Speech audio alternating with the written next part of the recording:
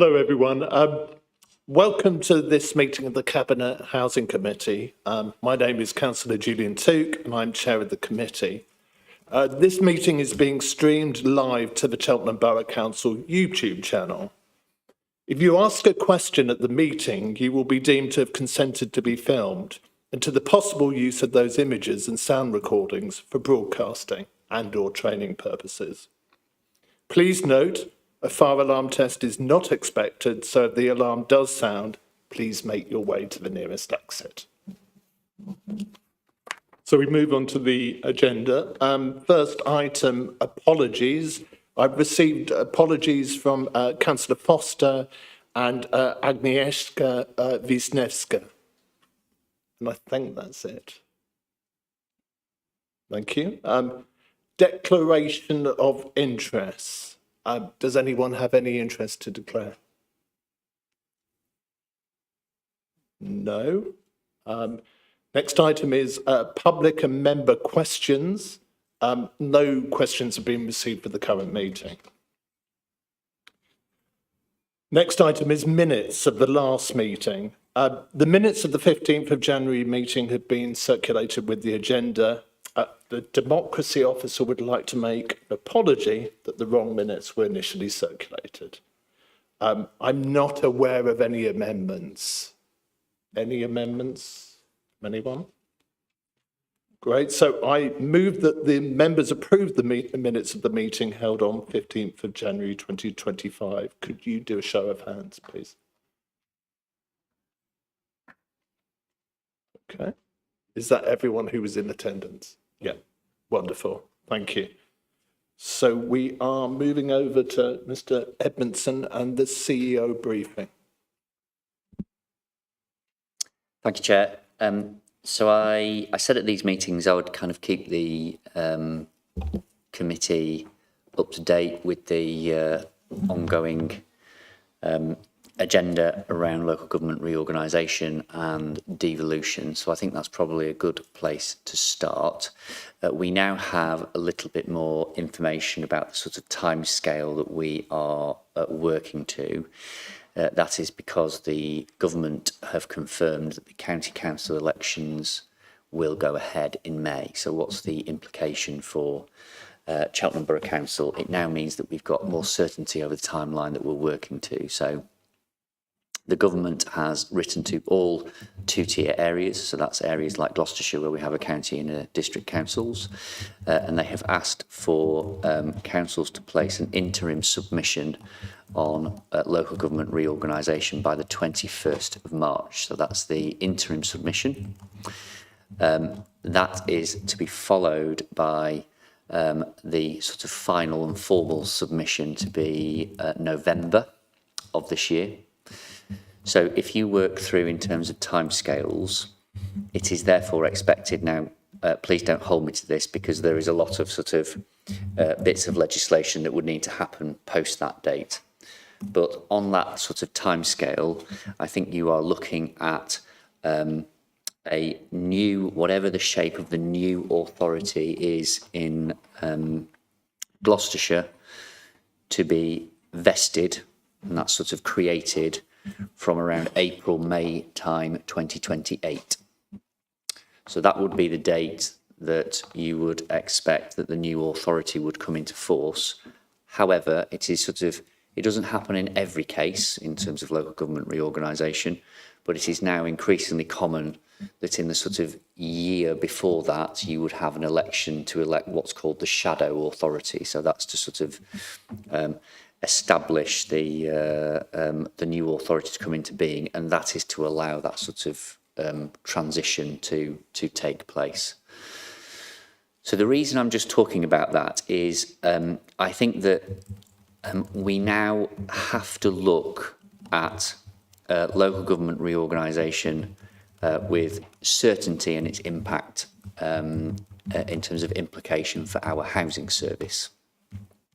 Particularly as, you know, we transferred in Cheltenham Borough Homes and brought in housing services back in July. One of the things that has come out in terms of the whole local government reorganisation process is around risk of staff retention, uncertainty. How do we make sure that we can continue to deliver services?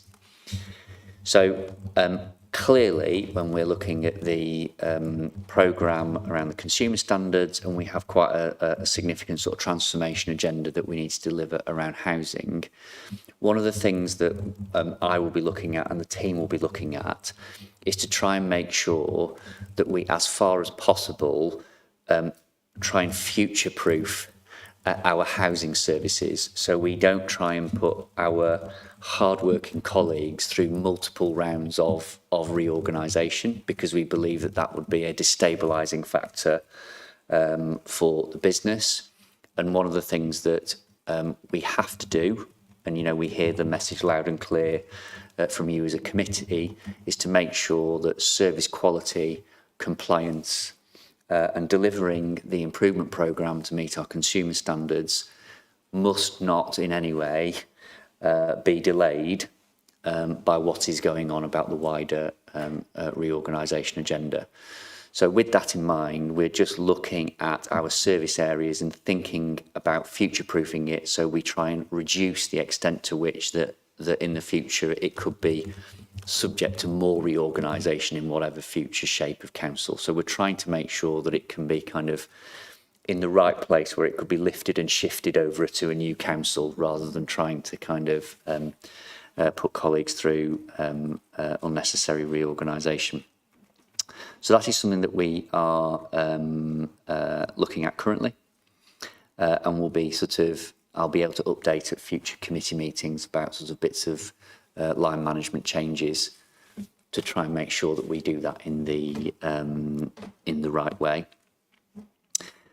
The sort of second thing that I was going to update the committee on is we talked last time about our progress on the condition survey, which is a critical part of our improvement journey to understand our homes.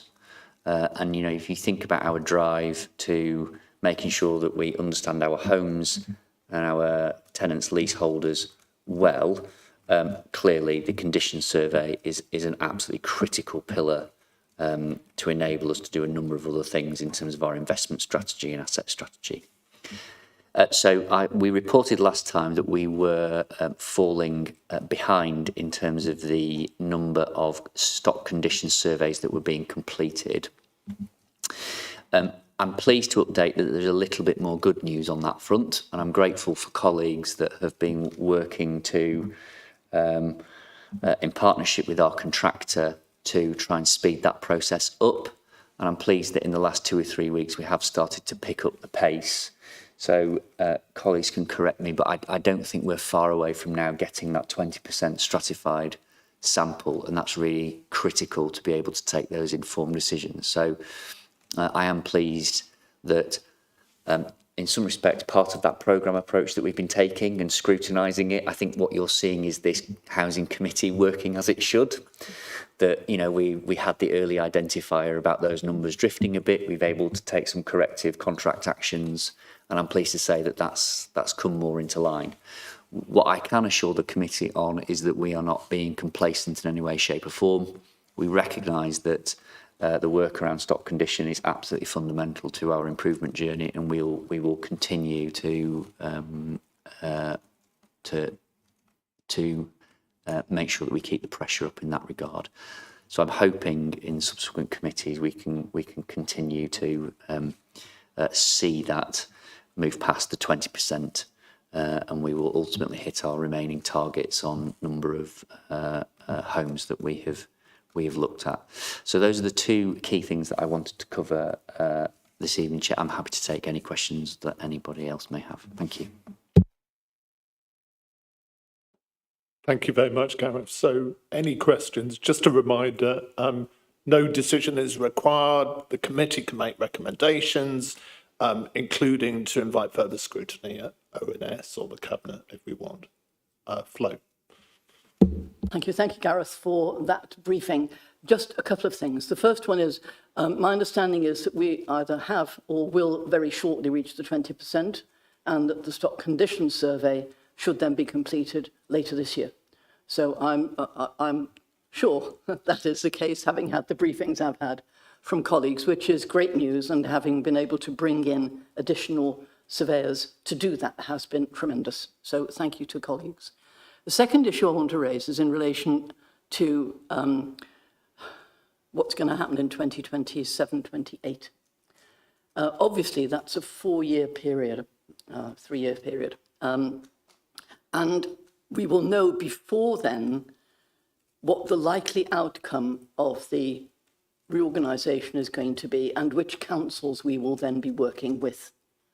And I'm hopeful that we will have our own council with those that we have said that we wish to work with. If that is the case, will we be in a position where we can actually work with those other councils, knowing what's going to happen in 2028, to develop not just the workforce strategy, but actually the conditions of service so that our staff actually will be working with those staff to develop the new council staff programme. So what we're not going to have is on the 1st of January 2028, bang, you're together. What the hell do we do now? We'll have oh yes, we've been working towards this, so we're all here, we all know what we're doing, there's no problem, no issue, let's get on. That's what I'd love to see, and I just wondered whether that is a potential for us to work towards over the next couple of years. Thank you. Yes, please. Yes, we collaborate in a number of ways already across Gloucestershire districts. And in actual fact, we've actually done joint initiatives with Stroud as the other significant stockholding authority in Gloucestershire.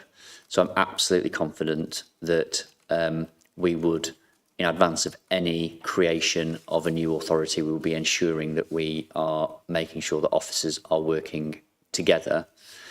And I think I said this at the last meeting, one of the things that I think is a huge opportunity for our housing service is because Cheltenham and Stroud are the only stockholding authorities, there is a real opportunity for our housing professionals to think about how they can be part of an agenda of ultimately increasing social housing and facing down the challenge of our housing crisis on a bigger footprint than they currently work already. And I think that, for some colleagues talking to them, that's quite an exciting proposition in many respects. But absolutely, we'll be working in collaboration to ensure that we deliver a good service regardless of the shape of authority we end up in.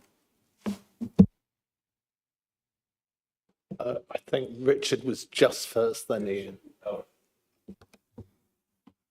Thanks, Gareth. Thanks for your report. It's a quick question.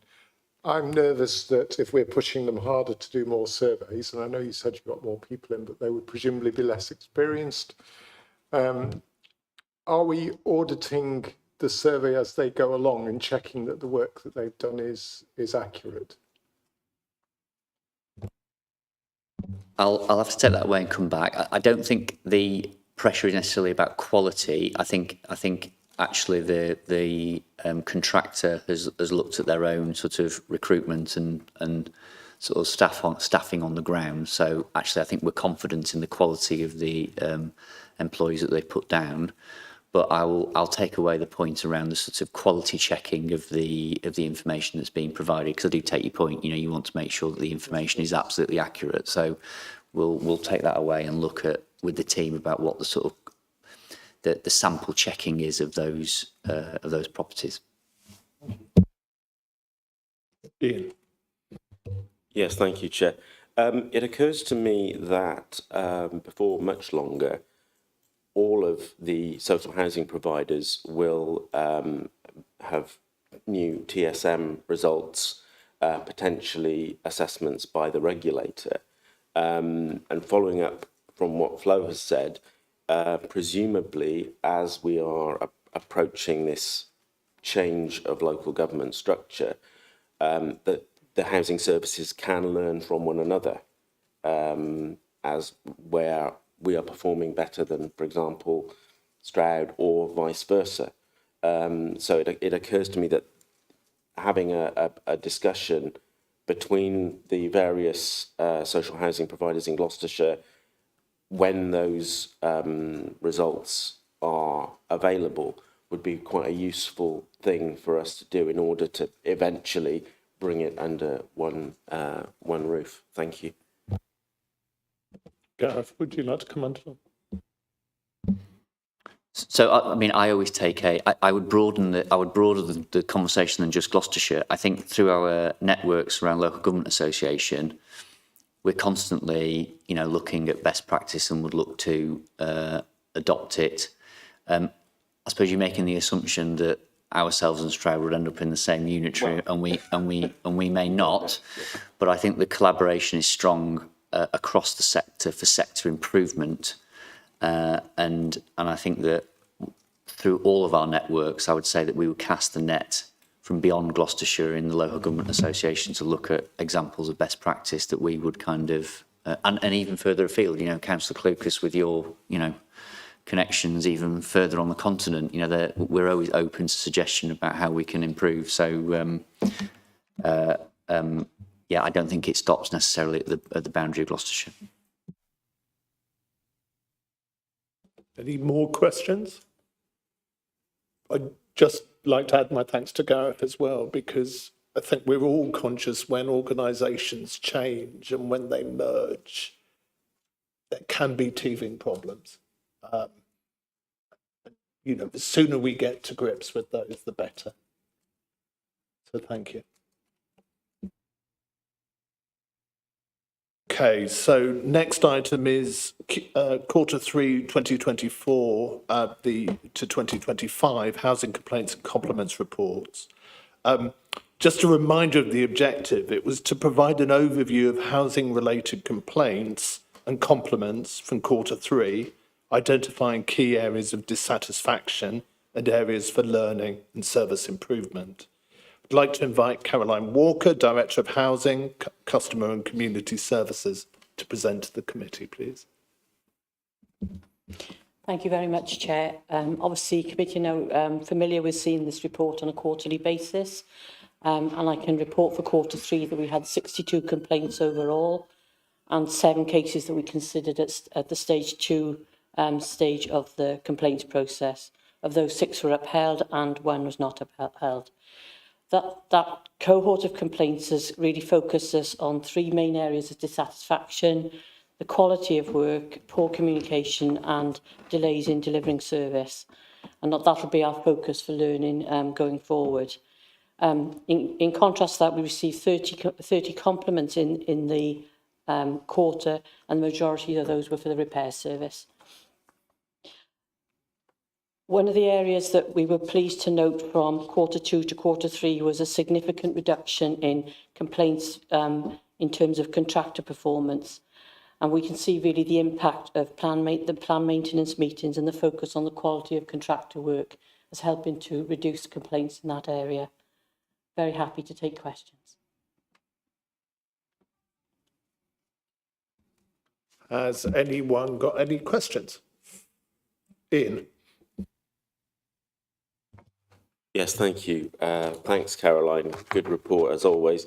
I just wanted to say on page, the first page of the report, identifying issues with the contractor HJS and the fob entry system. This is something that I have asked to raise under point 10 of this agenda today, so I won't go into it now, but just to, I was interested to see that in there. The other, the complaint that we offered £1,217 compensation that wasn't accepted, that sounds like quite a serious matter. But I mean, not wishing to have any confidential details, but can you explain to us what is the nature of this complaint that it would require that amount of compensation?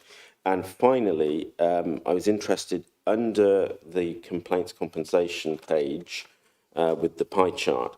It's imperative that the organisation promote the significance of home contents insurance. Now, thinking about people who live where I live, these are people who have to go to food banks who can't afford electricity and gas. And I'm wondering how that sits with, I mean, yes, it was a lovely thing to have, but if you can't afford to put food on the table, you're hardly going to take out a home contents insurance policy. Do we have any contacts with insurers that would provide a low-cost solution for residents in social housing? Are we aware of that at all? Because I think a lot of the residents where I live would think, yeah, lovely idea that watch the flying pig go over. You know, there's no chance that they could ever do that. So thank you. Caroline? Can I invite Claire to respond to the first question? Sure. Try. So just on the first question, I'm going to be really evasive and say it's an ongoing situation, so I can't give you any more detail at the moment. Once the matter's resolved, then we'll obviously report back, but it's an ongoing situation at the moment.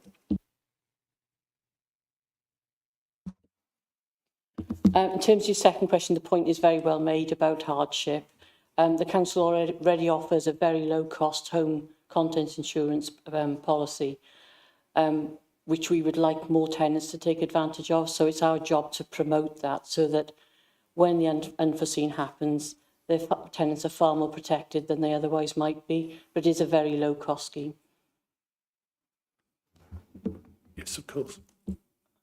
Yeah, it's interesting because that's the first I've ever heard of it. And I wonder how this is being communicated to our residents. And I expect for the last time today, I've referenced what Councillor Clucas said in our very first meeting about the tenant handbook and it needing to be short and concise and straightforward with useful information in it. May I just make a suggestion, which is our last meeting I was singing the praises of what used to be CBH News and is now called Tenant Voice. You have a very, very good vehicle there to reach a lot of tenants and give them information ahead of that work on the handbook being completed. So I would imagine I'm not the only person in our housing stock who has never ever heard of this low cost insurance, and maybe it's something we should make a bit more noise about. Thank you, points accepted. Thank you, both of you. And actually, Ian, your point makes perfect sense. And I think we're working on a new tenant voice publication now. So wouldn't it be fantastic if we could get something about insurance in that? So it's out quickly. Thank you. That's brilliant. Flo. Thank you. Yeah, it's interesting looking at housing complaints because communication, this was the point I was going to raise, is one of the areas where there are complaints because the communication isn't good enough. And obviously we are changing that. We're in the process of doing that and very keen to make sure that that change is effective. One of the questions I wanted to ask is, within that, are we making allowance for those people whose first language is not English? Because it strikes me that we need to be doing that, and that will also require us to have access to those who can speak those other languages and therefore help the interpretive process. Is that what we're doing? Yeah. We make any information available in a language of somebody's choice, and obviously we use interpretation services where we need to. So yeah, that's in place. I think just to the point about communication is, in terms of, in the context of complaints, is really more focused on our ability to respond to service requests in a timely and appropriate way and keep tenants informed when potentially a job or a service request is more complex. That's what we need to get better at. And I just say, Chair, that I know from discussions with Caroline and with colleagues that that has been a real point that they are seeking to change. And from that perspective, I'm happy with work that is being done.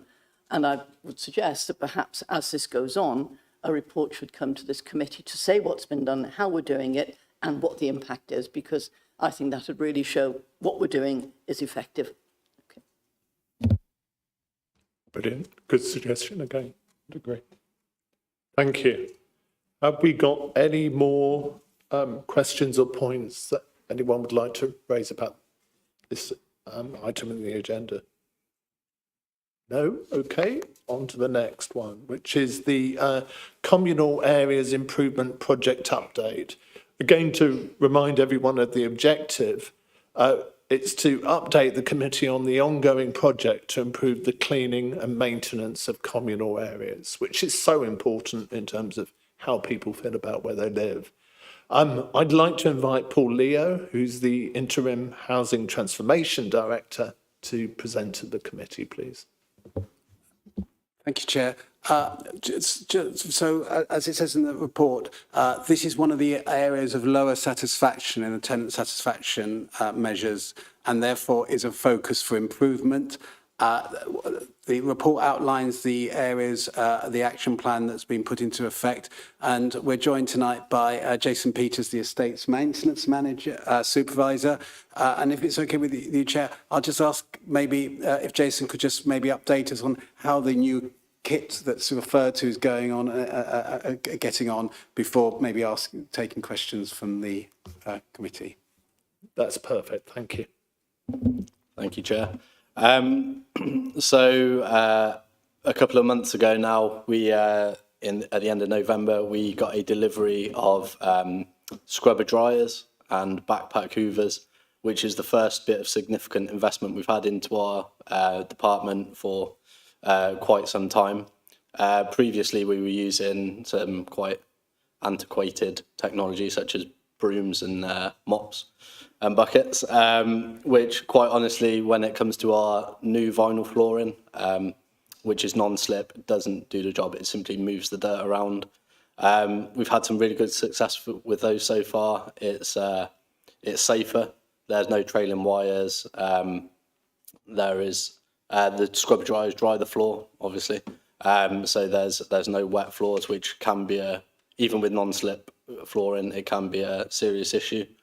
And with the backpack hoovers, they can take them up and down the stairs, gets everything up. They can take cobwebs down.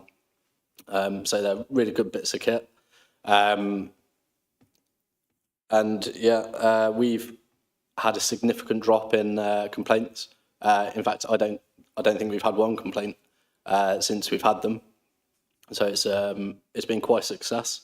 And I'm optimistic that if we continue to progress and get some newer technologies on board, we can really get the cleaning service, the satisfaction levels up. Excellent. Thank you. That's very reassuring. I don't want to jump to the next agenda item straight away, but I suspect there may be some overlap when we start to talk about antisocial behaviour. Do you have the equipment to clear up any damage which is done as a result of antisocial behaviour, which graffiti or whatever? You're absolutely right when you say that. Part of the reason I think our satisfaction levels are so low is not only people not quite understanding what a communal area is. When I was looking through the reports, several parts of it relate to highways and things that we don't even really deal with. But when it comes to antisocial behaviour, there certainly is an overlap. People urinating in stairwells, that type of thing, graffiti. So we have started using in certain blocks where there is quite a lot of urination, a urine neutraliser. And that seems to have, really changed people's perceptions. That's not something that we tend to get complaints about anymore. Where previously I can tell you certain blocks where every month we'd probably get a complaint that someone had urinated in the hallway. And we do have graffiti products. I met with a supplier today actually about some sustainable graffiti remover.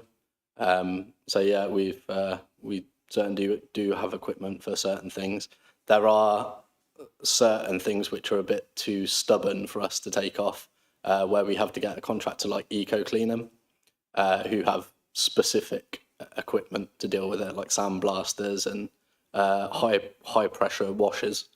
But thankfully that's, not that often we get it. Thank you very much. Before throwing it over, I've got one further question, sorry.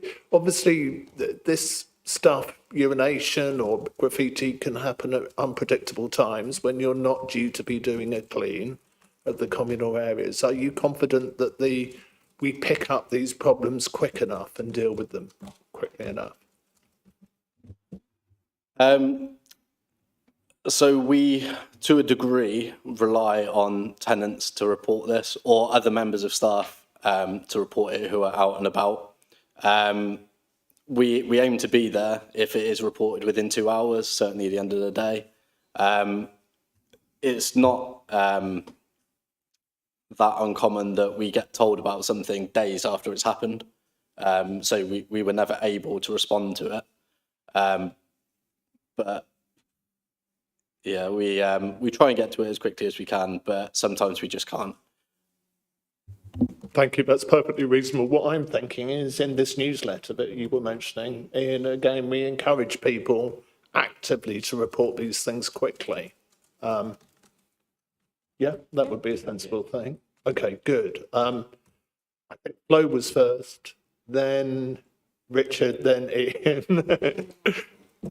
Thank you. I just wanted to ask whether there is any potential to use CCTV in the common areas, because that's not actually an individual flat, but it would be a common area where something like CCTV could identify the perpetrators and actually get them in to do some scrubbing, make sure that they actually, yeah, no, seriously, because that's what social payback is. So get them in where they have to work, and everybody will know it was them. And I just wonder whether it's worthwhile looking at that, because that might well help the situation over time. Thank you, Thank you, Councillor. Love the idea. Yeah, glad to know I've got your backing for that. We have trialled CCTV. We've actually got some fitted at one of our blocks where we have the highest level of fly tipping.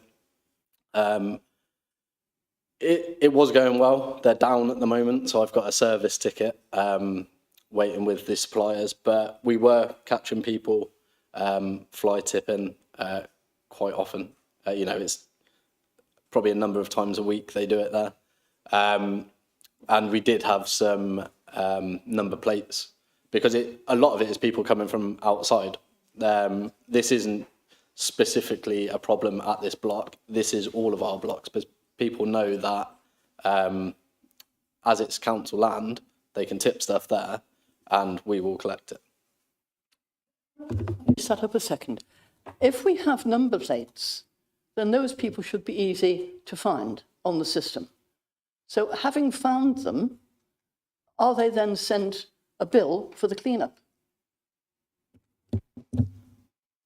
So we don't have the legal powers to go after people we didn't as CBH. CBC do have powers to do this, but there are quite strict criteria which must be met to put a fine over, so a fixed penalty notice which would be issued by the neighbourhood team at CBC. But because, say you have a CCTV picture or video of them doing it, if it doesn't have a timestamp, I believe our legal team won't deal with it. So it really has to be, belt and braces. It's a clear-cut case for them to proceed with it. So we are looking to try and have timestamps put onto the CCTV system that we have. But I don't quite know how far off that is. They say that they are coding it up to put it in, but as soon as that comes in, we will certainly start going after people. What we have done is identified some people who live there, and they have been sent letters and, in no uncertain terms told, this is not how you dispose of your rubbish. But something you alluded to earlier, which was communications being sent out in other languages. Quite a lot of our tenants are English isn't their first language. They've moved here from other countries who the way they dispose of their bulkies, say, is to put it in a certain place, and then their equivalent of a borough council will come and remove it. So I think some of the fly tipping is not necessarily malicious, shall we say, but it's simply a lack of knowledge of how to do it. And that is something that I'd like to look at going forward as part of this project to help stem the fly tipping. Thank you. Can I just say, in that case, we need to have some meetings between you and legal services, look at what we can do and how, and in relation to what you've just said about non-English speakers or not having English as their first language, not recognising what is the norm here, then for goodness sake, let's talk to the communities, because the communities outside of that block of flats, for example, or that area, will be able to help in that. I know, because we've used them before. I wanted just to comment on this, if I may. Of course. You know, we had this problem, and since we put camera as neighbors, we have solved problem, because people know, I think, that there is camera, and we don't have any more fly tipping in our area. So even message, maybe information that camera is in operation, it should help. Can we arrange that then? That we actually look at how we can make that something that we move forward to, perhaps in the next couple of months? And that way, the message will get out. If you need help understanding how things are, go to. If you've been dumping rubbish, we have you on CCTV, and action will be taken. And I think that message by itself actually would make a difference. So can we look at that, please? No, I think that makes total sense. I'm conscious I started this, but we've actually got a separate agenda item, which is antisocial behaviour. So this is part of that, really. Okay, so I think Richard was next. Yeah, I was really pleased to see about these machines. It's sort of, I'm thinking of it as a small capital outlay. Well, it is when your other capital outlays are building houses. And it sounds like it's made a massive difference. So there must be big benefits for team morale as well, because you feel like you're doing a good job. And I just love the idea that the technology's moved on and we've moved on and we're keeping up, sort of thing. My question is around the maintenance of the machines. Do they have a service contract? Because I don't want them just to get all gummed up and then stop working. The conversation around urination in the stairwells, there was a project to paint bounce back paint around town for the races. I wondered if that had reached you. Thanks. It certainly has reached me. I've spoken to Sam about it already, and I think he might have, Sam Robinson, that is the neighbourhood team leader.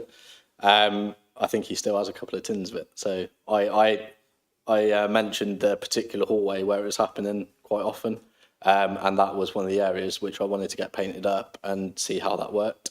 So it's just a question of having the work done, really.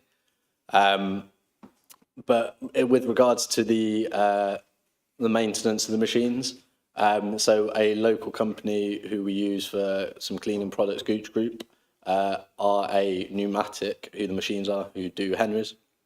They are one of their service providers, so they have all the parts, and we can take them in there. There's not a contract as such, but we will have them serviced, and we do have a 3-year warranty on the batteries and a 1-year warranty on the actual machines. So we are covered for the foreseeable future. Ian. Yeah, thank you, Chair. I was particularly pleased to read this report. Jason and I have worked together for a number of years, and he's been an immense support with the community action group that I chair. And I feel like it was a little bit of a broken record on this particular subject. And I'm so pleased that the team have got the kit that they need to do the job. I always used to say, if you want to know anything about what's happening in our housing stock, talk to the cleaners, because there is not one dark corner that they have not been in at one time or another. And speaking to them previously, and I will amend the phrase so as not to use profanity, but it was same rubbish, different day. I've got my little lukewarm water and I've got my dirty mop, and I can't do the job that I want to do. And I have seen, as a tenant and walking around our neighbourhood and checking our blocks, a massive improvement in the quality of the work. I think there may still be some little blind spots. So I think the bigger blocks tend to be done really well, but sometimes some of the smaller ones get missed. But I think that's something we can pick up when we walk the neighbourhood. But overall, what Richard said about team morale is absolutely true. I speak to the guys pretty much every week, and they were so impressed that somebody had actually thought they were worth spending some money on. And it is, you can feel the change. I mean, this overlaps, as you said, Chair, with the antisocial behaviour item that's coming up. But I think Jason and I together could probably write a book about the antisocial behaviour in Monkscroft. And yes, one of the things I would say in terms of communicating this and getting the teams out promptly, quite often it's the community group that will ring Jason or contact his team rather than the individual tenants, because quite often, and it's straight, they don't seem to know who to talk to. And this comes back again to the work around the handbook. But we've been able as a group to get things moving because people now will come to us and we'll then signpost them on to the correct people that they need to speak to, such as Jason. And so when we have a hallway very near to where I live, which people don't seem to realise they have bathrooms, Jason and his guys are out there usually within an hour. So, yeah, just really well done on this. I think it's terrific. Any more questions?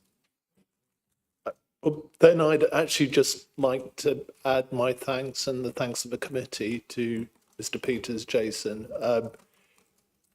Please also thank the cleaners, because people may not realise, but they're actually doing a job that really affects people's quality of life.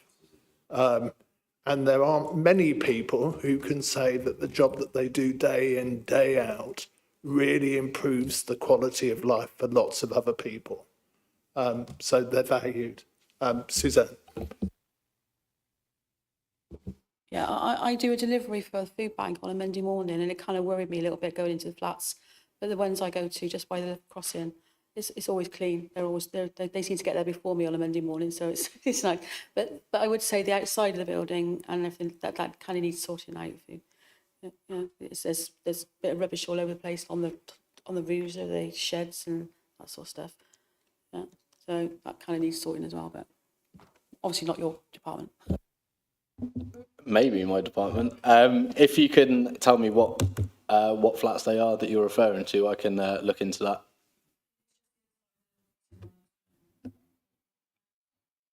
Yeah, brilliant. There was a load of circles on the grass I could see, and I said to the guy about it, and he said he thinks it's where someone's been marking out where the dogs have been. I don't know. I don't know. You're absolutely correct, because I spoke to Yubico today and they told me how many dog messes they found there.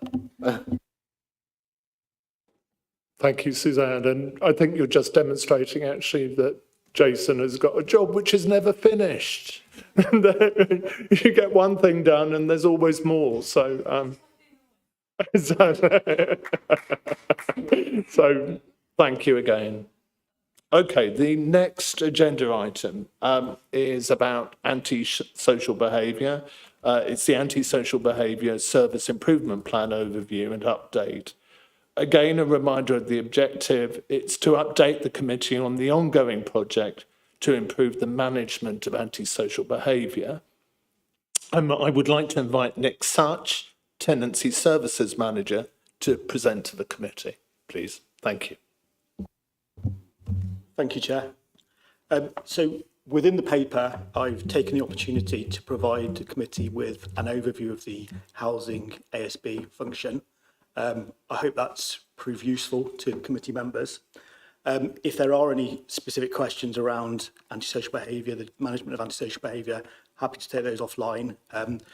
This evening, my focus is going to be on the overview of our improvement plan. Thank you, Rhian. Can you move on one, please? Thank you. So the improvement plan has its foundations in the regulatory standards, okay, particularly the neighbourhood and community standard, which requires us to work in partnership with appropriate local authority departments, the police and other partners. The tenancy standard, which requires us to provide services that support our tenants to maintain their tenancies. And then the transparency, influence and accountability standard, which requires us to be open with our tenants, treat them with fairness and respect, and effectively hear their voices. So, shown here, we have five projects. Okay, the greatest importance in the project plan was given to Project 1, which is obviously the consumer standards compliance. The main part of this has been the reviewing and redrafting of our ASB policy. I won't go into this in too much detail because it will come to committee in May for you to have full oversight of. You can move forward.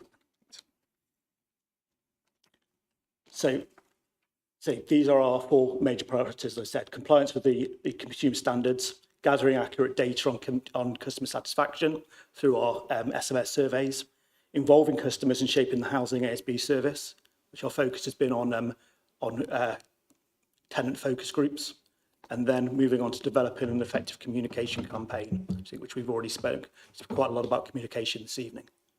Move on again, thank you. So to give an update on projects 1 and 2, so it says Project 1 has been focused around our compliance with the consumer standards, focused on the redrafting of the ASB policy. So as you'll see, we are a fair way along the line with that one. We have a draft policy, which we've taken the opportunity to use as a tool to educate our customers. So we've taken the approach of really spelling out who deals with what in terms of antisocial behaviour and criminality across the town, which agencies are in existence and what their remits are, but also using case studies to document how we've dealt with previous cases, to really bring that to life for our tenants so that they can see how things are managed when they are reported. So our next, obviously you can see, our next milestone on that one is to bring that policy to committee in May for your approval. In terms of Project 2, so Project 2 was aimed at achieving prompt and meaningful feedback from our customers that have used the ASB service. Prior to these surveys going live in November, the main bulk of our feedback has been through the Acuity service. However, the Acuity service doesn't take into account whether respondents have been users of the ASB service, for example, whether they've had a live ASB case.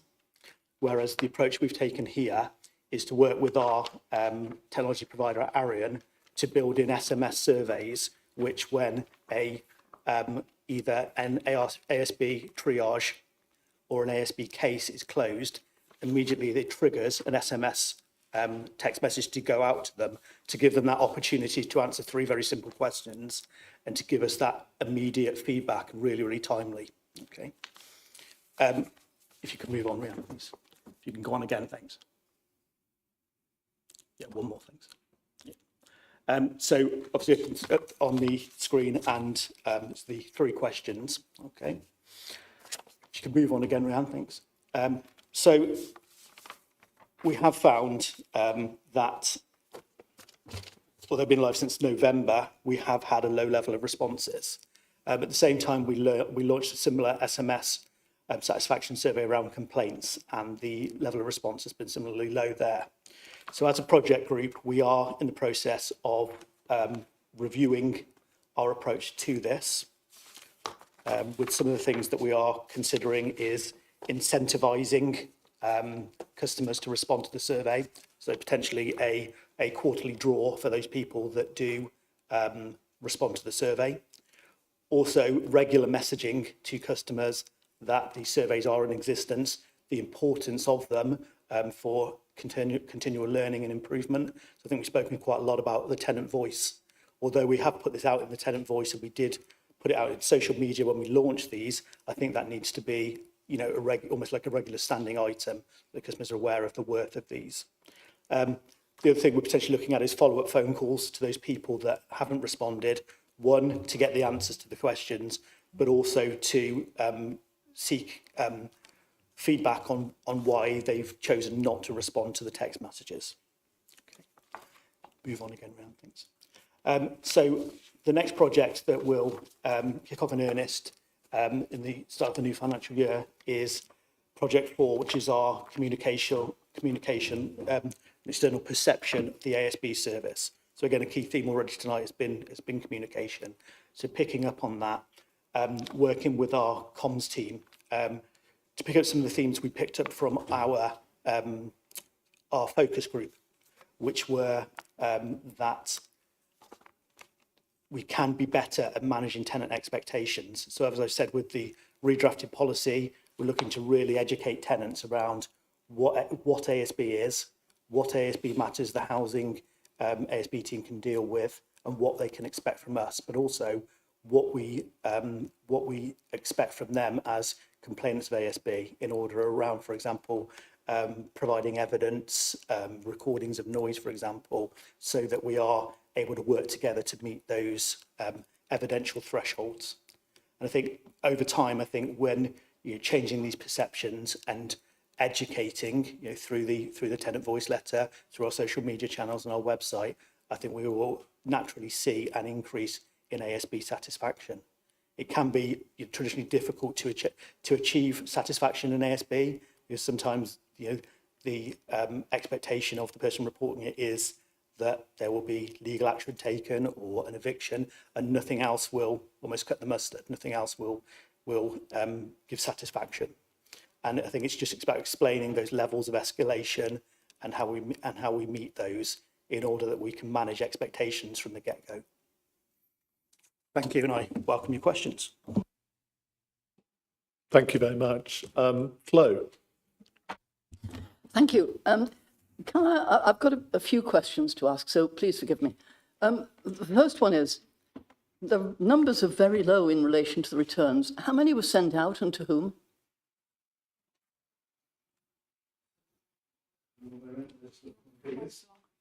Let me get the right page. So, in total, in terms of satisfaction surveys sent to those where it's ASB cases closed, there have been 12, and then in terms of triage, there have been 25 sent. Right. Okay. And they were sent out by social media, were they? No, so those go out automatically via SMS messaging from our QL system to the tenant's mobile phone once the case closure action is completed. What if a tenant doesn't have a mobile phone? Given what Ian said earlier, what if they don't? What if they don't have access to the internet or anything like that? So if they don't have access to a mobile phone, obviously we don't have a number in the field, then obviously we recognise that, and that survey would be completed by telephone. It strikes me that that's not very many. And so we're not going to be getting an accurate figure in relation to antisocial behaviour and how things are working. I just wonder, I mean, obviously ASB is going to be reported by a minimum number of people, accept that. But it just strikes me that there may be opportunity in this, in fact, given what's been said earlier this evening, actually to work something through and do something perhaps a little differently. I mean, it just strikes me that perhaps we need to look at things in a slightly different way. And the other thing I would suggest is, sorry about this, guys, you'll be sick to death of hearing me say this, but I think we ought to look at things like reading age and language, so that when we're communicating with people, we're not actually putting something in writing that's difficult to understand.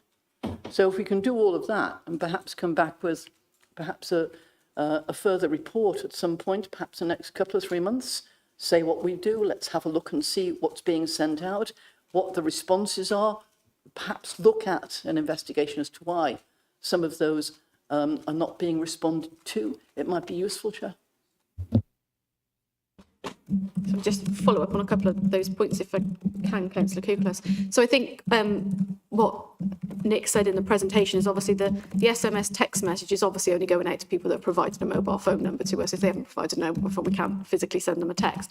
But I think what I heard Nick say is that we acknowledge that there is has been a low response rate to that, and therefore what we are doing now is looking at different ways. So whether that's a follow-up phone call or whatever that might be, but you know, it is a bit of trial and error, isn't it? So we've tried the SMS texting. It's obviously worked for a couple of people. I have to confess, when I use a service and I get a text after it asking me to give my satisfaction, I think, sod that, I'm not bothering. So I would be one of those people that doesn't reply. So I think we just need to explore the other options now and start building on it. But I'm absolutely confident that that's what the team are actively doing. So I think we can, like you said, we can bring that back, you know, in a few months' time with, you know, what else have we tried now, and has that been more successful? And we probably need an approach of different things, as we know people are all different and respond to things very differently. So I think that's what's happening. Claire, could I just, add in, because I've spent 35 years doing market research, so that's been my career. I would suggest if the response rate is very low and the numbers are very small, you don't attempt to do quantitative research or analyse it quantitatively. You probably try and think more qualitatively, so you get fewer people in and you ask deeper questions and get insights that way. Flo is absolutely right. You need, with market research, we talk about the mode. So you need to have the right modes to communicate with different audiences. So that can create complications in terms of bringing data together, because it's been collected in different ways in different platforms. But if you're doing quant, you might want to think about that. But I think I'd probably go down a bit more of a qualitative route where you have deeper conversations rather than. Caroline, I think, wanted to go in. I think just to reassure committee that our intention with using text surveys was to get a real-time response from those who'd engaged with the ASB service. This is alongside a suite of things. So we've already got the question being asked to 250 tenants a quarter in terms of customer satisfaction. Our challenge with those, as we've discussed with you before, is we're getting responses from people who've never used the service, so it's very difficult for us to secure improvement. And we're also, Nick talked in his presentation about us holding tenant panels on ASB. So those are genuine face-to-face conversations where we are getting rich, deeper conversations that you're referring to. So we will continue to develop this, and obviously I welcome the opportunity to bring this back at another time. Caroline, thank you. That's reassuring. Richard has got a point. I've been trying to get in for a while because I really question the idea. I think antisocial behaviour is awful, and when you're a victim of it, it's horrible. So to receive a text message, to relive it and tell you what you thought, it's different from not being bothered. When you got a mobile phone, what did you think of it? It's very different from that. I just imagine you get a text message and you don't want to answer it because you don't want to go back there. That's my feeling. So I like the idea of deeper and a phone call, because then that's showing caring, and it allows them to talk about it more if they want to. But sending a text, it's probably just a reminder of something awful that happened. Ian. Yeah, thank you, Chair.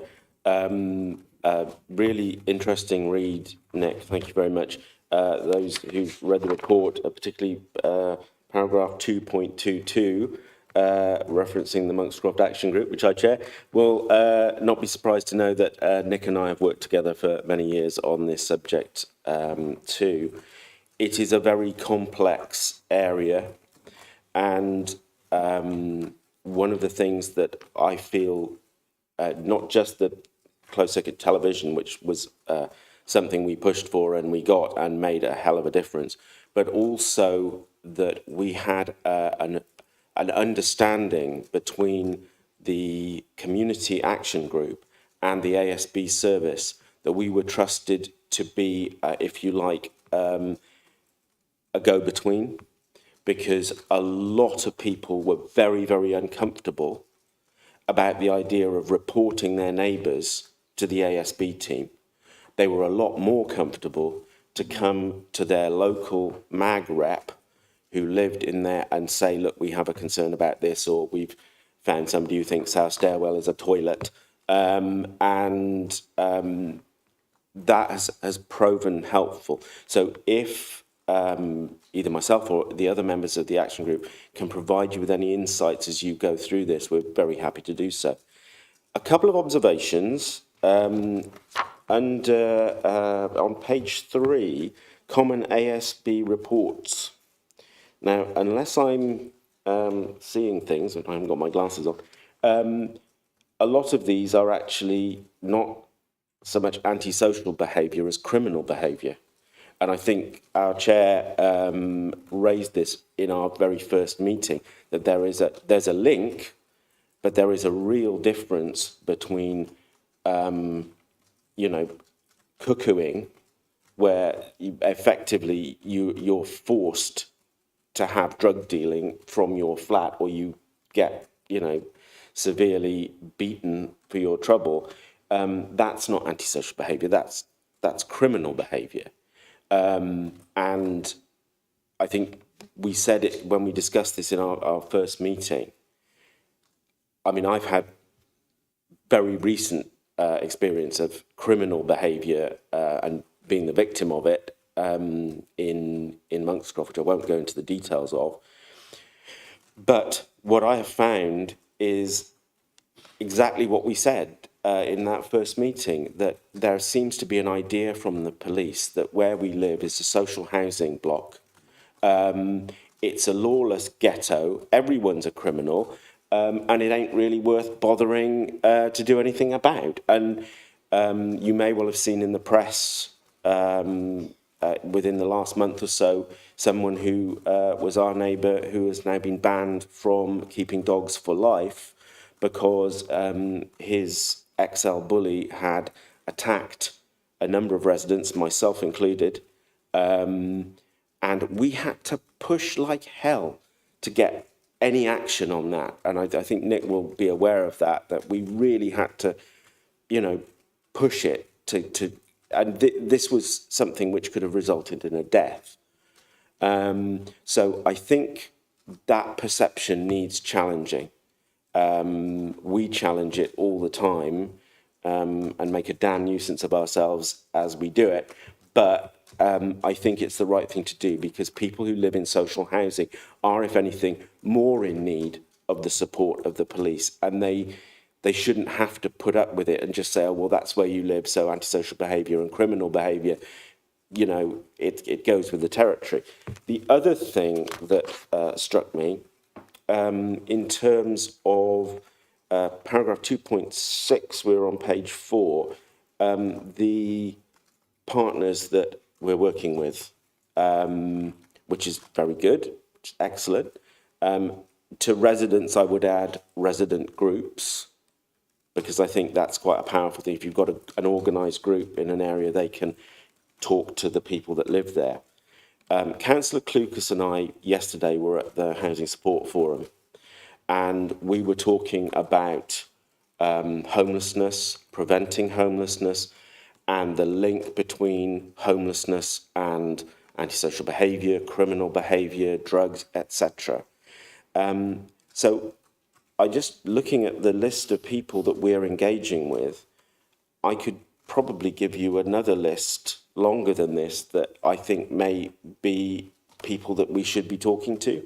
Probation, mental health service, particularly the crisis team, social services, adult social care, the homelessness services like P3, CCP, and maybe it would be worth someone from the ASB team attending the Housing Support Forum and to hear from people who are working with homeless people who are in temporary supported housing, trying to find them a pathway into a permanent property, because that is a real driver of antisocial behaviour. So that was just my impression from the report.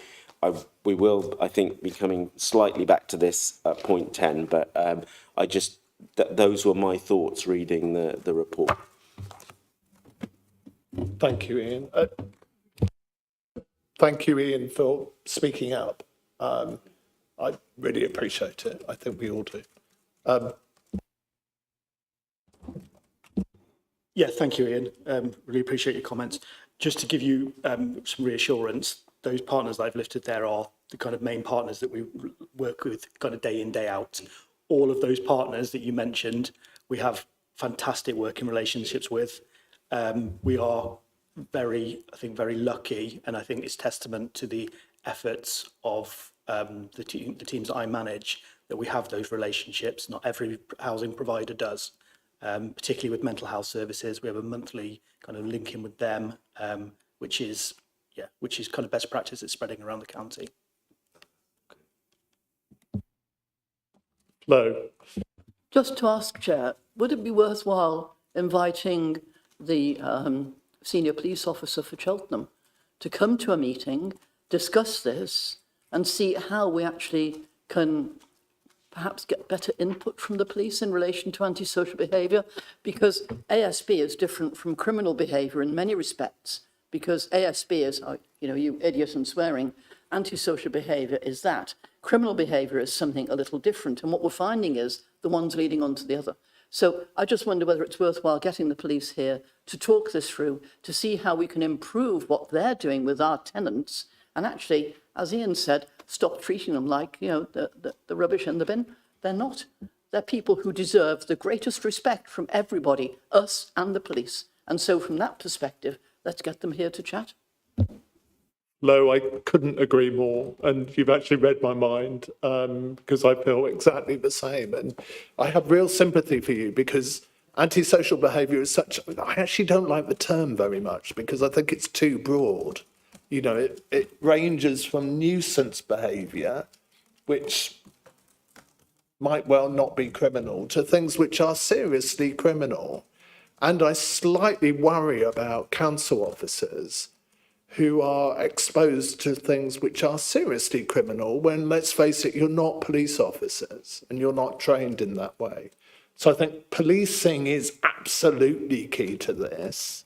And I think Councillor Clucas's suggestion is excellent. I would probably add the Police and Crime Commissioner to this as well, because I think we'll get different things from different people. So from the police officers, we'll get people who have real knowledge on the ground and can really share their knowledge with the committee, and we can share our knowledge with them. By having the Police and Crime Commissioner, who has political responsibility for this, we can say very loudly, we want you to take our estates seriously. And I think that would be an important thing to come out of this. So if you're in agreement. Bozena. If I may say, because we had situation where on our street it was drug dealers. They stopped because it's like end of the street, and they had very good point. And we contacted police, and police was very helpful. I have completely different experience because they every time they gave us the phone number we could contact if we see some activity, and they were straight away dealing with this. So I had very good experience with this. So. Zena, that's fantastic to hear. And we all, I hope it goes without saying, have the utmost respect for the police. Absolutely, totally. But they're so good, we'd like more of them. You know, we feel we need more of them. And that's what this is about, because we're representing that. Exactly, bring bats and bobbies on the beat. I've got one question for you, Nick, if that's okay. So, the report, there was and please correct me if I misunderstood, where it was saying if an incident happens once and it's a one-off, you may not record it. But if it's a repeating incident, you will record it. That slightly made me nervous that we may be underrepresenting the scale of the problem. Yeah, thank you. We record everything, okay? So everything that's coming in gets recorded onto QL under the tenancy record. I think probably what I was referring to there was potentially like the one-off birthday party or the bank holiday barbecue, and where what we would do is give that advice to the person responsible, kind of going forward. It's not necessarily requiring that ongoing intervention. Thank you for clarifying that. That's really helpful. Have we got any more questions or comments? Again, Nick, on behalf of myself and on behalf of the committee, thank you. And thank you to your team, because again, this is about real people's lives, real people's quality of lives, and you are improving people's quality of lives. And hats off to you. Thank you. Okay, so next thing on the agenda was the Strategic Housing Risk Register. And again, the objective of this is to review the strategic risks relating to housing from the Council's Risk Register. I'd like to invite Claire Hughes, Director of Governance and Customer Services, to present to the committee. Thank you, Chair. Yeah, so this is the current Housing Strategic Risk Register, obviously a sort of subset of the Corporate Strategic Risk Register. Just a couple of things to draw to your attention. The stock condition survey, obviously Gareth mentioned that at the beginning. So the risk went down a little bit, it went back up a little bit, it's going back down a little bit now. So it's a moving picture, but it's stabilising, so that's good. The other one is around risk CH6, which is around the regulatory and legal requirements.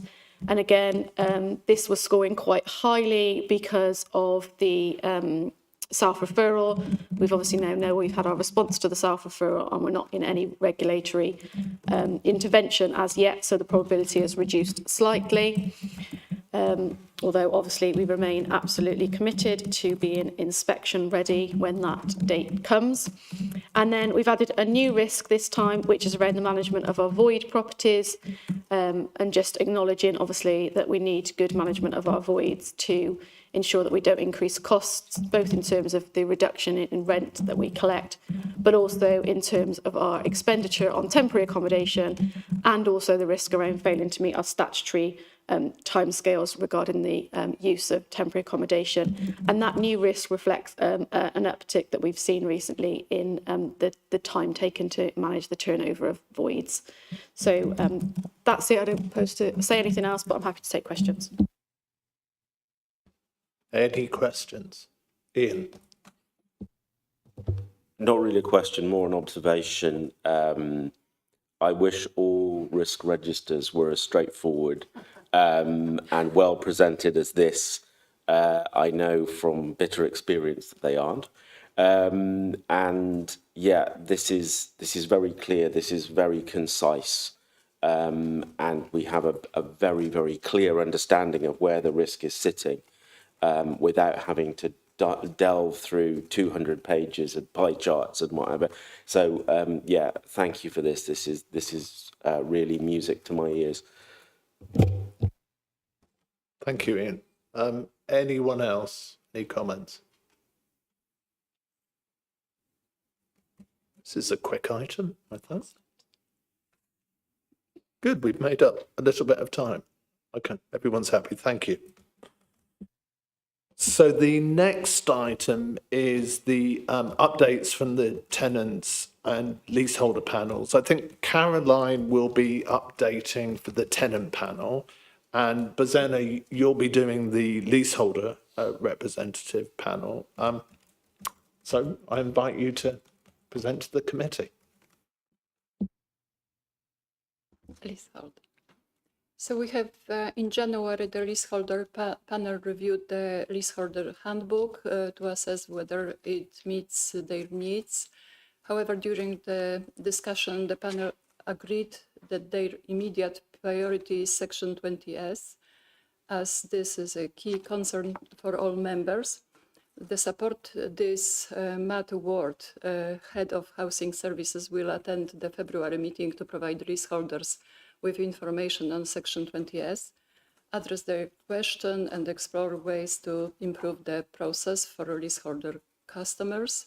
Matt Ward will also explore how he can work with the leaseholder panel on the planned review of the leaseholder handbook, ensuring the update meets the needs of the leaseholders.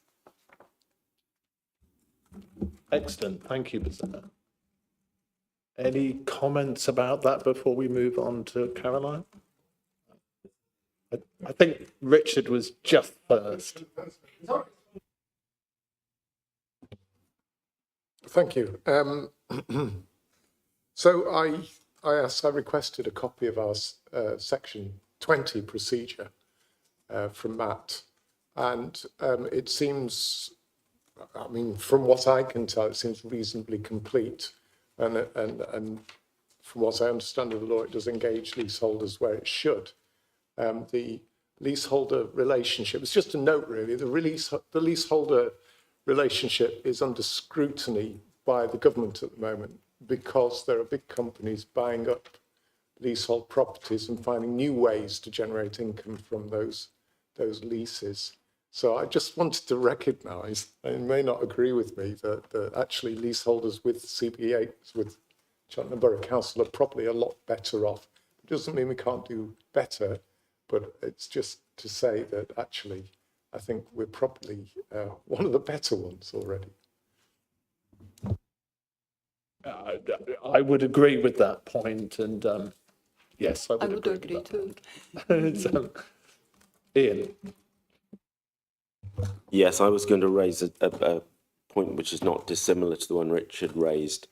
The previous government had tabled legislation to reform the leasehold system. I believe that has survived the change of government. I haven't really looked into that in any great deal of depth, but I wonder if it's worth the leaseholder panel following this process. I'm not quite sure whether it's come to a green paper or a white paper or what yet, but I think it would be worthwhile for the leaseholders to keep an eye on this, because they may well be able to input to it if there's a consultation.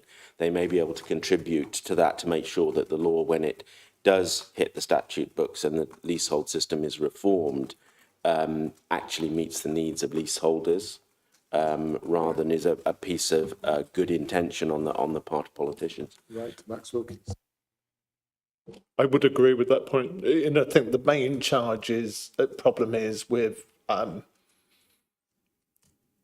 hard to justify charges that keep escalating every year with many leasehold things. But that's a separate subject, but your point is fair. Flo.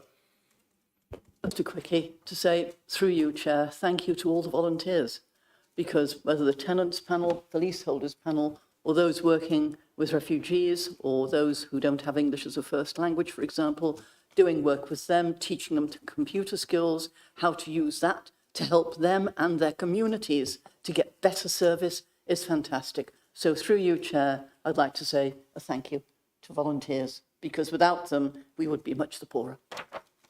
Thank you. I would wholeheartedly support that, and I think we all would. So thank you, Flo. Caroline, would you like to talk about the tenant panel? Yeah, thank you, Chair. Just a brief update on the tenant panel activity over the last quarter.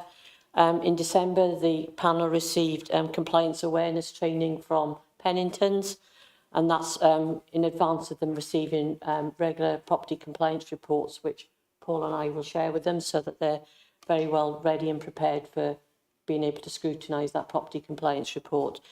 They're in the process of finalising the scrutiny on our complaints handling process, and early indications has that's been a very successful scrutiny and has come out with very little need for change, which is really positive. The tenants were very happy with the way we handled complaints.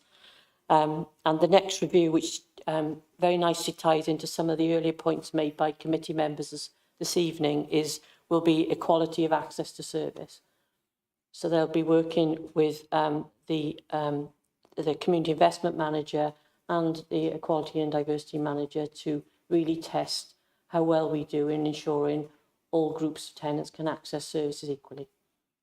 So that's the update from the panel. Excellent. Thank you. That was really interesting. Thank you. Any questions from anyone about this? Thank you. We're on to the next agenda item, I think, then, which is the... Oh, sorry, I missed that. Yeah, thank you. I'd just like to thank you, Chair, for allowing me to raise these couple of things. Ordinarily, if I had a specific question that had been raised with me by a tenant, I would have tabled it as part of the public and member questions. Unfortunately, these conversations happened less than 7 days before the meeting, so thank you for letting me ask these questions. I was speaking to a tenant who had been trying to get help with her heating costs through the Warm Homes Discount Scheme. I don't know if you're more familiar with this than I am, and there seem to be various different permutations of it. And she related to me that she had been told she was not eligible to receive help under this scheme because her property did not have an Energy Performance Certificate or EPC rating. Now, my recollection is that nationally all social housing providers are required to get their properties to EPC grade C or better by the end of this decade. And so it was slightly concerning to me that we have properties without an Energy Performance Certificate if we are moving towards this. But is this part of the stock condition work that's being done, or is this something separate that we need to think about? Or is it the case that these EPCs exist, but tenants don't know how to get them?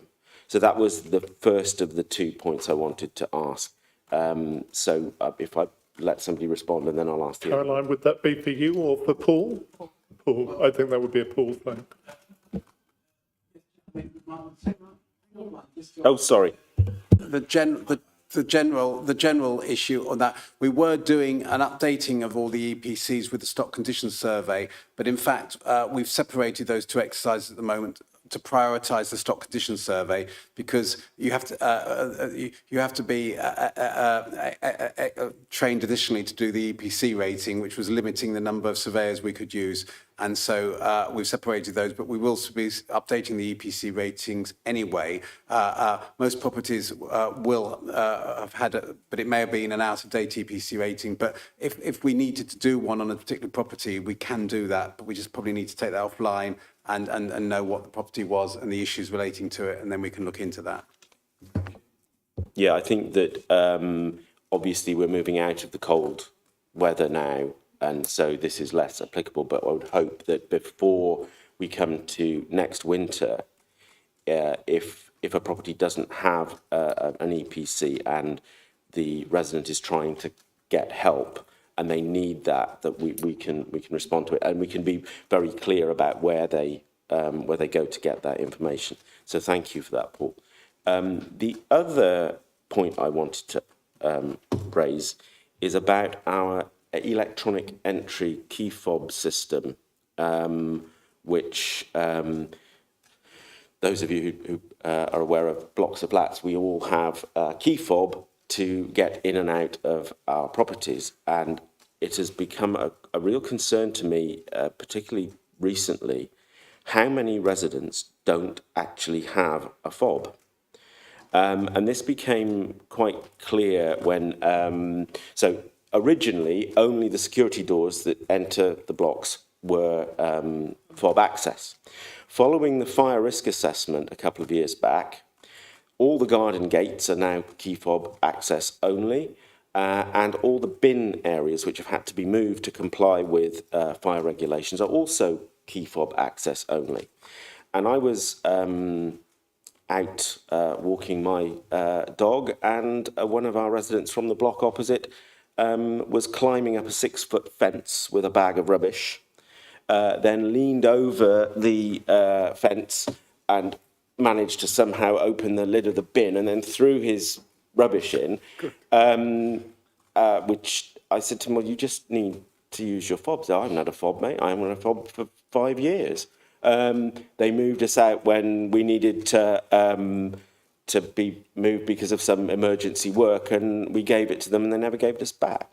And I think Jason will probably recollect, we had a case not that long ago, probably last summer, where residents without fobs had hidden a ladder under the hedge in their garden and were climbing into the second floor of a block of flats, risking life and limb. Now, I understood that the policy was, if your fob stops working or is broken, it's replaced for free. If your fob gets lost, you have to buy a new one, which is, I think, costs about £10 now, which a lot of people, in fairness, don't have. So the number of people in our blocks who now cannot get access to their bin areas, cannot get access to their blocks, cannot get into the gardens. And we've had a lot of money spent by Cheltenham Borough Council in our area doing improvement works. I think it topped 1.2 million, moving all of these things.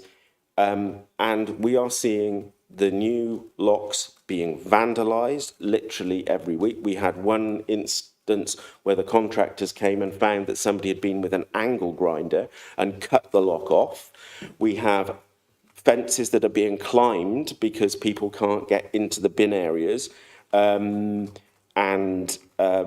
have also then got people damaging the fences. Then we've also got people who are not able to get in, just leaving their rubbish outside and fly tipping. And I'm just wondering if we can look into this, because I would question whether, if we are saving a few quid on fobs, which residents now desperately need, they really shouldn't be without one.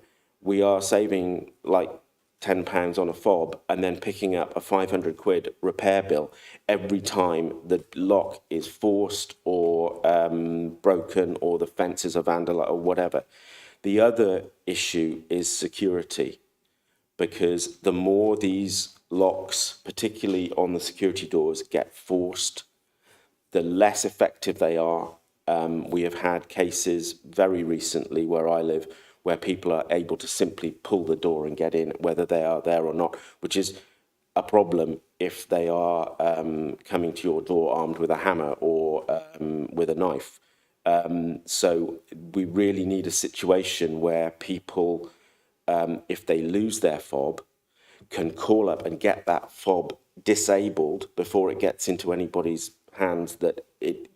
And we've seen this literally within the last week. And that they are not, their primary worry isn't they're going to sting me for a tenner that I haven't got, but that we keep the blocks secure and safe. We are able to get in and out of the bin areas. So I think this is something you would only be aware of if you actually are a tenant and you live there, and that's why I've raised it, because I think it has gone on invisibly for a while, but now all the locks and all of these things are fob access. I don't think we can allow residents to be without a fob. Thank you. Caroline. Obviously, I take your point. I think getting a replacement fob is an extremely simple process that's obviously managed by the customer service team and can happen within hours of a request coming in. The point at which whether it's charged for or not is a point we can go away and review, and obviously we will always look at cases of exceptional hardship. The point of, if somebody tells us that a fob is in the wrong hands, we can instantly disable it. We just need to know. That's a very, very straightforward process for us to do. When people consistently lose fobs, there is the £10 is a helpful thing to take for people to be more respectful of them and to take greater care of them. And obviously it stops people giving out fobs to other people and repeatedly getting additional fobs. So there are pros and cons to the charging process, but I am very happy to take that way of review. My other additional point would be people who are forcing or taking angle grinders. It's criminal damage, it's vandalism, and that also needs to be dealt with in a really strong way.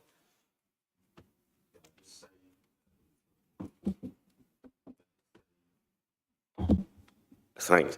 Yeah, I just say, again, I am not sure that a lot of tenants actually know how to get a replacement fob. I think that is part of the problem. If we could communicate to tenants that if they are in serious hardship, that they won't be charged, and that when they get a replacement fob, that the one that they had previously registered to them is automatically disabled, so they cannot have more than 2 fobs at a time. That would prevent people then dishing them out like sweets, because I agree with you, that would be a disaster. Thank you.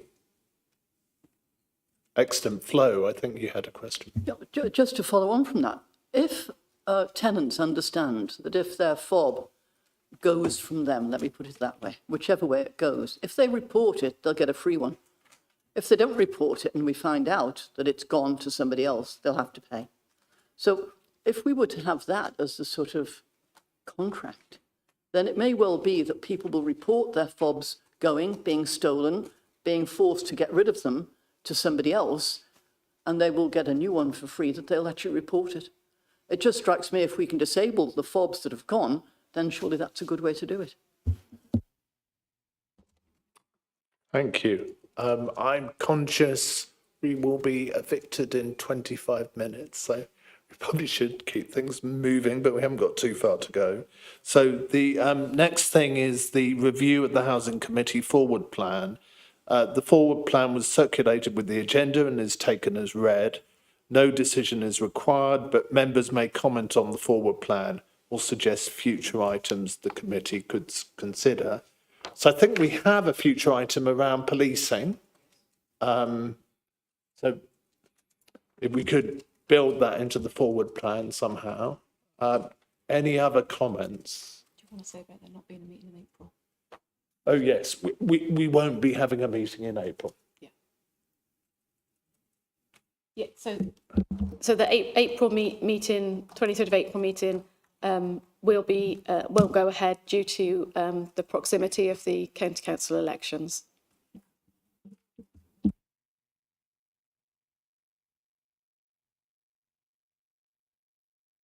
We'll pick them up at the next meeting on the 11th of June. It's not that much longer to wait, end of April to the beginning of June.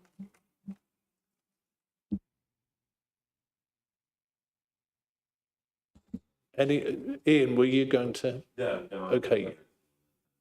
Any more comments on the forward plan? Okay, so next item, items to be referred to cabinet. No items have been referred to cabinet, so that's quick.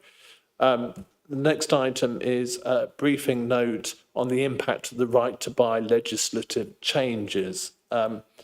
again, the objective of that was to provide the committee with an understanding of the impacts of the changes to right to buy legislation. The briefing note was circulated with the agenda, is taken as read, no decision required, but if anyone would like to make a comment on that, they'd be very welcome. Richard. Suzanne as well? Did I say no? Okay. Sorry, my comment was that it's an interesting discussion point, and I don't know why it's a briefing note, because it's something we need to keep our eye on, really. It is something that's got a material effect on the council housing. I think that's a very good point, actually, because it impacts the amount of housing stock available, and also obviously has financial implications. So we might want to put that, somehow keep a tally of that and discuss it every so often, Claire? Yeah, if I can suggest, we're in the early stages of a number of applications that have come through for the right to buy at the moment. So we can provide an update in a few months' time about the progress of those, because some of them will fall away in the next few weeks or months. And so if we bring another report back probably in a few months' time that sets out where we are in terms of that process, and that will probably be useful for the committee, and you can discuss it then, if that's all right. That makes perfect sense to me. Thank you. And thank you, Richard, for suggesting it, bringing it up. Any other comments? Okay, so the next item is the Housing Sector Insight report that we had. Again, the objective of that was to provide the committee with an overview of recent developments in the housing sector and provide opportunities for horizon planning. Does anyone have any comments on this? Claire does. I do. So it's just, I know it's unusual for me to speak on this item, but there was one thing I just wanted to draw to the committee's attention, which I'm sure you've all picked up anyway, but it's that we do now have October as the go live for the legislation, the Arabs Law legislation around damp, mould and condensation. So we are confident in our position as a council in terms of the work that we've done that we will be compliant from October. But I wondered whether committee members would appreciate, again, a report from officers in terms of where we are on that journey, and in giving you that assurance that we are ready for that to go live in October. The answer is yes, I think. But Richard, you've got a comment. I'd quite like a report. What concerns me is that there are 29 of these measures. And we don't regularly review all 29. We look at individuals, sort of Legionella or asbestos. Can I carry on to make a comment about something else? And it's about the government guidance. It's about the costs for families in temporary accommodation and unfortunately children's deaths. So I'd just like reassurance that when we put people in temporary accommodation, we already take care of that, give them a Moses basket or a cot to make sure the children are safe if they're under 2 years old. Claire, would you? I will take that away and check with the relevant team that do the placements, but I will come back to you.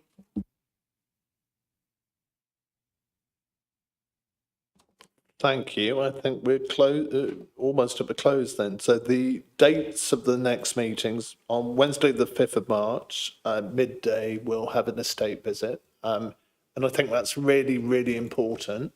So this isn't an abstract conversation. This is real homes, real people and so on. And seeing what we're talking about is really helpful. Monday, the 7th of March, at 6 o'clock, Cabinet Housing Committee. And as we discussed, April will be cancelled because of the election. So I can confirm that meeting is now closed.